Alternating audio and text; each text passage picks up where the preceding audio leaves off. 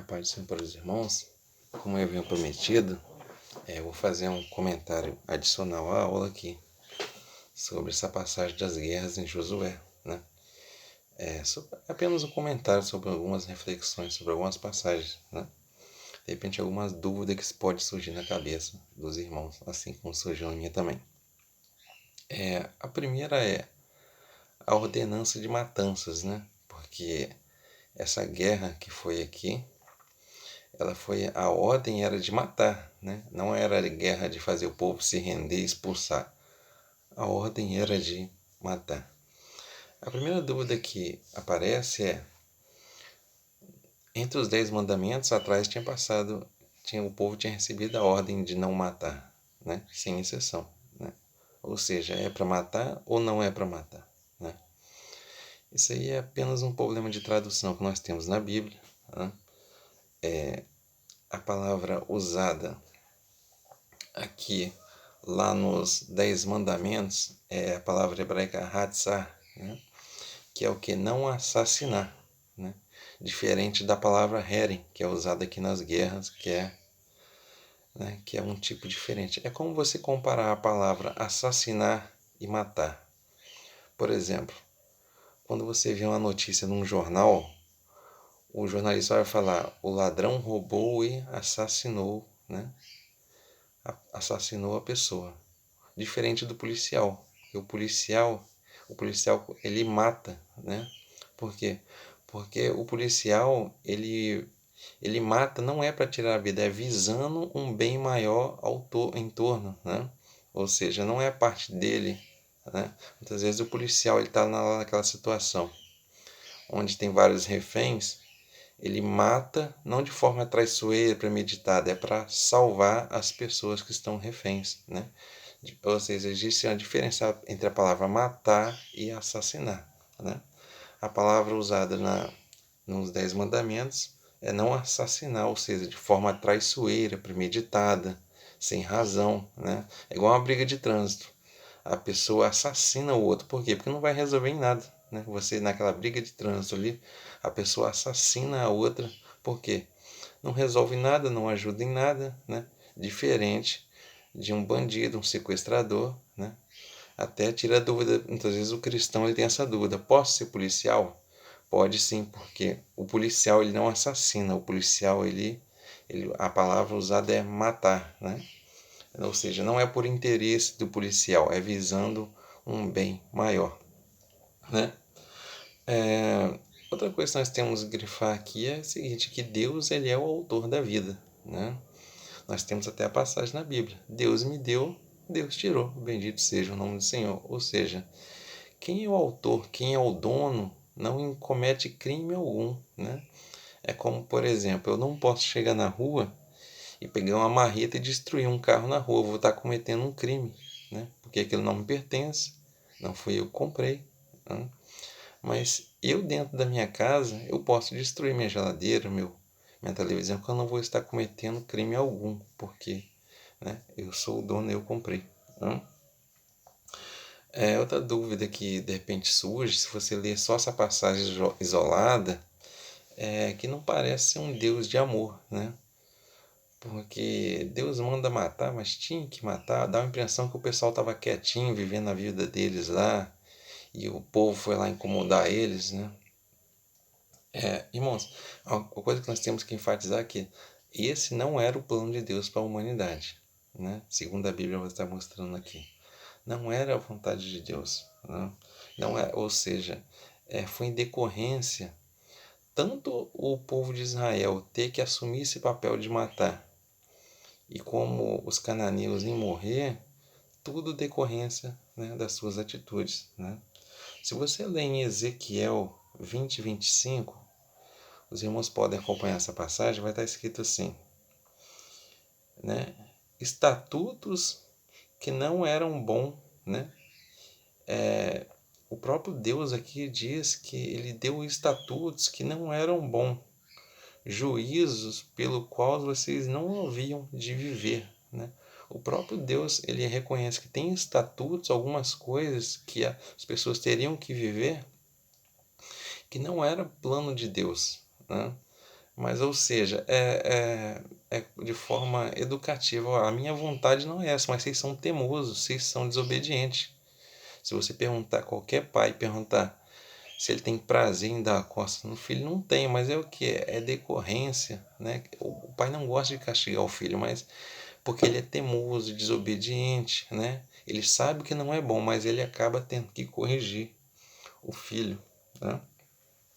Ou seja, se você analisar em Gênesis, lá desde o começo, em Abraão, né? Quando Deus fala que era para ele sair da tua parentela e far-te-ei uma grande nação, ou seja, ele ia ser dono de muitas terras, né? Em Gênesis 15:18, diz que a semente de Abraão, né, ia herdar a terra do Egito até o rio Eufrate, né? Ou seja, se nós analisarmos no mapa, hoje o Iraque era para pertencer a Israel, né? Vários países, esses países muçulmanos eram para pertencer a Israel, né? Se Deus falou que daria, né, e hoje não é, porque algo saiu dos trilhos, algo deu de errado, né? Por exemplo, é igual a Adão. Adão foi criado para adorar a Deus. Ele não foi criado para pecar, né? Mas por culpa do homem, né, saiu dos trilhos e acabou ele pecando. O homem não foi criado para pecar, mas por própria sua culpa, né, ele acabou sendo pecador. Ou seja, a promessa de Abraão, né, que ele seria dono de muitas terras, né?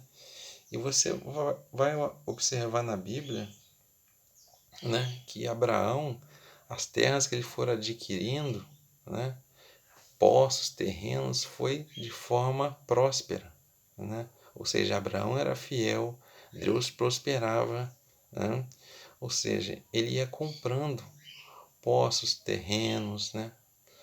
Se você lê em Gênesis 26, 14 a 15, ele era tão rico que os povos vizinhos tinham inveja dele, jogavam água no poço dele.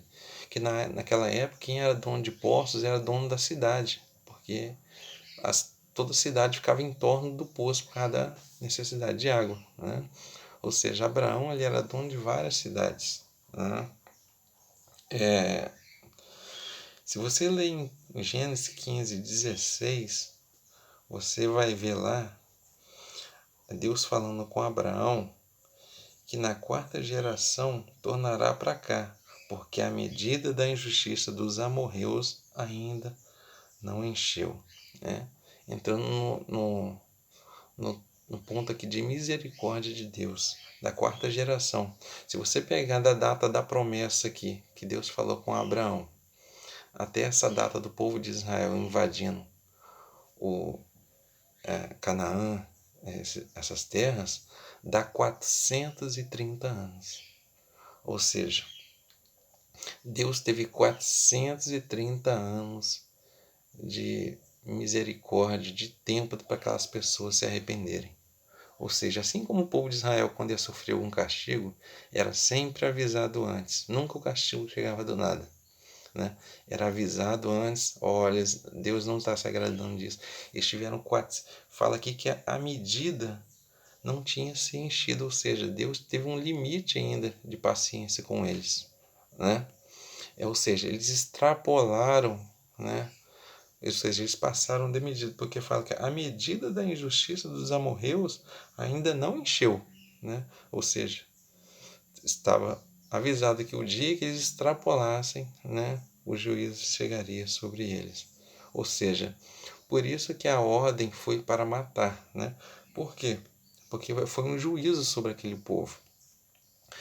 Qual era essa medida de injustiça deles que eles extrapolaram? Na cultura deles, os historiadores, né, que eles tinham costume de registrar em pedra escrito os seus costumes, os seus cultos, estava sacrifício de crianças ao deus Moloch, né? Eles matavam crianças amarretadas, queimadas, né? O homossexualismo, né? O sexo com cadáver, irmãos. Eles praticavam sexo com mortos, com cadáver, zoofilia, sexo com animais, incesto, né? Ou seja, eles extrapolaram aquilo tudo que Deus ordenava. Passou a ser mais uma agressão em forma de preservação do povo. Porque o próprio historiador, ao ver esses costumes, ele chegou à conclusão que o povo de Israel fez um grande favor à humanidade ao destruir esse povo, porque se eles existissem ainda com essa cultura, o mundo hoje seria muito pior do que seria hoje. Porque foi uma forma de preservar o povo. Né? Igual muitas vezes as pessoas. Existe uma falácia, cada um faz a sua vida e faz o que quiser. Né? Ninguém tem nada a ver com isso. Nós temos aí o exemplo do coronavírus. Né? Por um mau costume de comer morcego no outro lado do mundo, lá na China, o mundo todo está pagando. Ou seja, é uma falácia esse negócio, cada um faz a vida que quiser. Ou seja, não é porque o mau costume de uma pessoa do outro lado do mundo está influenciando você aqui. Ou seja, nós sabemos hoje que maus costumes, né, trazem doenças novas, né, doenças que não existiam. Né? Ou seja, quando Deus manda ordenar, exterminar aquele povo, é uma forma de preservar a população, porque Deus precisava de um lugar para o Messias nascer, para o povo de Deus verdadeiro se localizar. Né? Ou seja, foi uma forma de preservar. Né? Ou seja, não tem comparação com o Estado Islâmico. Né? Porque o Estado Islâmico, ele, em 3 passagens no Alcorão, ele diz que a fé deles tem que ser empurrada goela abaixo, né, nas outras populações, ou seja, impor a religião, né, diferente do que está aqui. Aqui envolve muito mais do que ser um juízo, né, não por ser pertencer a Deus, porque eles extrapolaram aquilo que eles podiam fazer, né? É diferente do Estado Islâmico, que ele não importa como você leva a sua vida moral, ele quer te empurrar a fé dele goela abaixo. Né? E como eu disse, eles receberam um juízo e essa parte do povo de Israel também, essa tarefa difícil, também foi consequência deles mesmos, porque Abraão ele passou a ser dono de muitas terras. Né? E como os irmãos sabem ali naquela passagem em José do Egito, né? Em Gênesis 42:5, né? Fala que houve fome em Canaã. Ou seja, o povo de Israel já era dono daquilo ali. Quando eles perguntaram para os irmãos de José, de onde vem? Eles falam de Canaã. Ou seja, aquele terreno já era deles por culpa do pecado dos irmãos de José. Né? Ou seja, eles foram parar no Egito por culpa deles mesmos, né? Porque eles venderam José ao Egito e eles acabaram depois, o povo hebreu, indo parar no Egito também, né? Pelo pecado dos irmãos.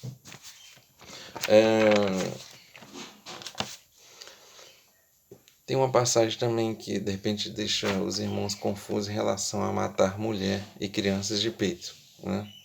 Alguns comentaristas entendem que isso aqui é uma hipérbole. Por quê? O que é uma hipérbole? Hipérbole é aquela linguagem de exagero, né? Por exemplo, quando alguém chega assim, minha filha, se você não lavar a louça, eu vou acabar com você. Avisando que é uma linguagem exagerada, né? Às vezes a pessoa fala, nós estava na igreja, estava todo mundo lá. É uma linguagem exagerada, porque não tem como todo o mundo estar dentro de uma igreja, né? E a Bíblia também ela tem hipérbole. Nós temos passagem, por exemplo, passar um camelo pelo buraco de uma agulha, né? É mais fácil um rico, né? Mais fácil passar um camelo por um buraco de uma agulha do que um rico entrar no céu. Se o teu olho te faz pecar, pega ou te arranca, né? É uma hipérbole, né? Porque alguns comentaristas entendem que essa parte de matar mulheres e crianças de peito são hipérbole. Porque se você olhar em Josué 11, 21, 22, fala que os Anakim foram destruídos completamente, né? Só que em Josué 14, 12 eles estão lá de novo. Ou seja, existe uma possibilidade de ter se usado palavras, né, hipérbole, exagero, para descrever essas coisas. E alguns comentaristas também dizem que o povo de Israel sofre, né, até hoje pela desobediência, por ter preservado, não ter feito aquilo que Deus mandou, e por isso nunca teria completado Israel, conquistado a sua plenitude, ou seja, está sempre sofrendo por invasores, por não ter cumprido a sua ordem por completa por Deus, né? E o último encalço é o comentarista sobre de repente dá essa impressão de Jesus ser diferente de Deus. Como eu demonstrei aqui, houve paciência, tempo e misericórdia com aquele povo mais de 400 anos, e um dia veio o juízo. Nós conhecemos a Jesus, né? Igualmente também na sua misericórdia, anunciando o Evangelho. Mas nós não devemos esquecer que em Apocalipse fala no terrível dia do Senhor, o dia da ira do Cordeiro, né? E se você acha que foi horrível aqui o que foi feito com os cananeus, sofrer eternamente, né? Não é nada comparado, né, com o que foi feito com aquele povo, ser um sofrimento, né, anunciado por Jesus, virá muito pior ainda pelos aqueles que não aceitaram como Salvador, ou seja, o juízo. Amém?